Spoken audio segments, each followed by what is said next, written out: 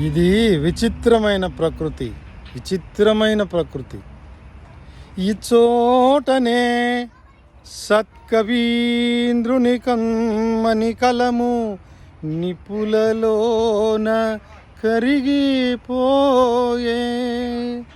ఈ చోటనే భూమి నేలు రాజన్యుల అధికార ముద్రికలు అంతరించే.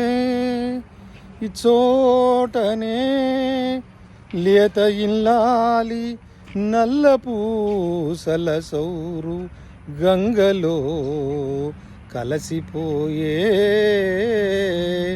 ఈ చోటనే ఎట్టి పేరెన్ని కనుగొన్న చిత్రలేఖికుని కుంచయు నశించే. ఇది నిఠాలేక్షనుండు పిచాచులతో గజ్జ కదలించి ఆడు రంగస్థలము.